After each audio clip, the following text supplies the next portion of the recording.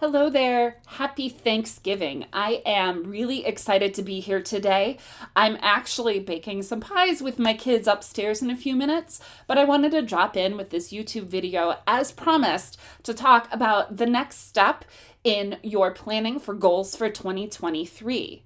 So last time we talked about our mission, our vision, and our values, which are the main building blocks that anyone needs in order to really start off and set the goals within their year that will really move them forward in peace with who they are and where they want to go. And you can see that either up here or down here. I'm not sure where it's going to show up if you'd like to watch that first. But today we're going to actually talk about the 7 pillars that you need to look at in your business in order to really successfully plan for the next year. So I'm used to chaos all the time. I am a mother of 2 kids. I have a business to run, and sometimes it can feel just like my brain is in a fog when I'm trying to plan and I'm trying to figure out what the next step I should take is in the business and which direction I should go.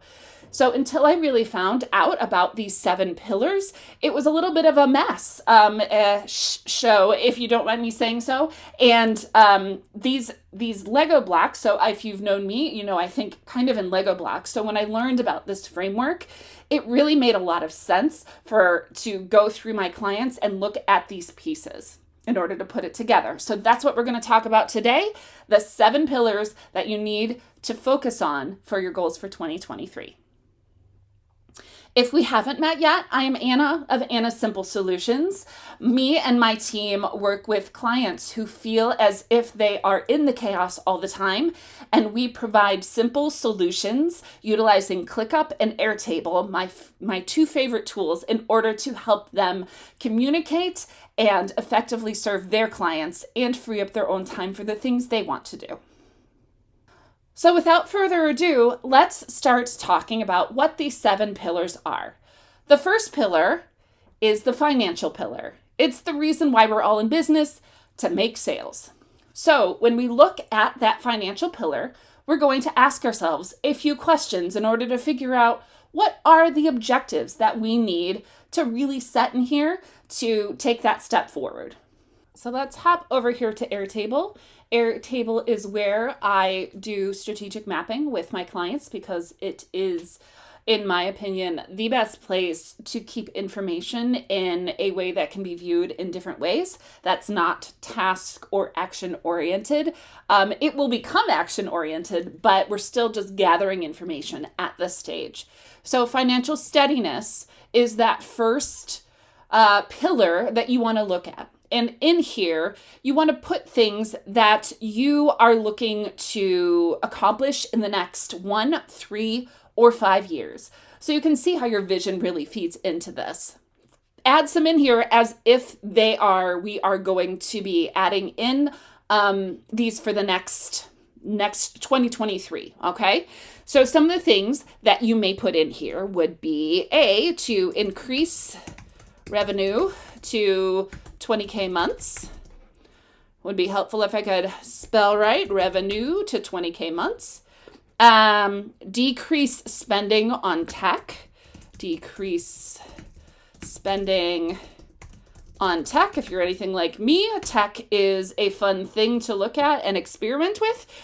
So perhaps reducing that cost would help your bottom line, and that would still be financial. Perhaps create more diverse revenue streams. So that could mean many, many things. But something I want you to think about when you're looking at these is do not make these as projects. You want to think bigger than that for the strategic objectives. You're looking at something that might be a series of projects or certain steps need to be taken in order to get there. It's really pushing you forward in your business. So that would be the financial steadiness aspect of it. Just to explain what you're seeing here, I also have 2 fields. One, which basically explains what these are. There's strategic objectives here. There's some other things as well. And then this is the financial steadiness one, so we can see how that this is the data place for that. All right, so the next one we can look at would be operational efficiencies. So again, this is strategic objective and operational efficiencies. So things in here would be a lot more to the effect of building SOPs for marketing department. It still is operational, even because that belongs to operations, even though there's marketing in there. Department. Some other ones may be create smoother communications between client and teams. Let's see if my little thing will help me here. Perfect. Between client and teams and etc. Things along that you see as being issues that are keeping you from reaching those next steps. Then we have customer client experience. I'm going to go a little bit faster here. So certain things that could affect the client experience is to map out current and ideal client experiences. Something that I've noticed a lot is when I work with clients, they have things that they want to do with their clients, but they aren't able to do them, or don't know how to do them, or aren't aware of how to have those communications about it. So this is a very good first step to have that knowledge. All right, so client experience, start sending gifts on client birthdays. So I actually am going to delete that because I think that's actually a project, not so much an objective. So start sending client gifts more regularly to show appreciation. That's more of an objective where there can be small projects that build up to it. So we have visibility in here, and visibility is not necessarily just the marketing, but it does contain some of the marketing things. But visibility is really the part of your business where people find out what you do. It could be, update website. It could be something like go to more conferences. I just signed up for a retreat next year with a whole bunch of other business owners, and that networking is really important as well. So this is a place where there can be a lot of information put in here. So just try to keep them more high level at this point, and we can jump into the separate projects that will build that up at a later point. Then we have product creation refinement. Notice we actually stated something about creating more diverse revenue streams in the financial steadiness. This is where you can expound on that. Create a suite of Google Doc templates for content creation, or something that you could sell.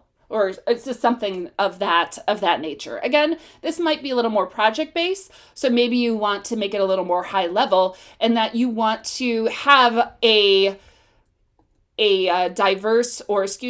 revenue stream of digital templates. And then those projects could build up to that. So you see how you can kind of work through these. Then we have team growth and personal growth. I'm actually going to go to personal growth and kind of describe them both, because team growth might be a little bit different depending on if you have a team or a larger team. So personal growth are all those courses you want to take, all the books you want to read, all of those, maybe you want to get certified as a director of operations this year, or all those things that you personally want to do to grow, but you don't want to interfere with you actually making money from the other pillars. So it really helps balance that out. Team growth is a little similar in how do you want your team to grow? Do you want them to take training? Do you need to hire more people in order to achieve success? So you can go back and forth between these strategic objectives because they will affect each other based on what those objectives are. And from that point, once you kind of take some time and walk through all of these and see what those things are, it makes the projects for the year that much easier to figure out priority and do it in an order that will get you to that point a lot faster. So this was a lot of information. I would love to hear what you have to say about this, what you do for your personal goal setting, and how you kind of take all the chaos out of your brain when you're thinking of all the things about your business and set them up in a way that makes sense and you can move forward with it. I'm actually really excited because starting tomorrow and to Cyber Monday, we have my first Black Friday special, so to speak. And I am actually selling a strategic mapping VIP day at $500 under the price as like the beta launch for it. So if you contact me between, Thursday, Black Friday, so right at midnight on Thursday to midnight on Monday, you will be able to receive an opportunity to work with me through these strategic objectives all the way down to planning the projects for the year and having a roadmap for 6 months to a year out. Again, I'm Anna of Anna's Simple Solutions. I'm so happy that you found me here. And if you have any questions, leave them below. Please hit subscribe. Please hit like. And as always, keep it simple and have a great Thanksgiving.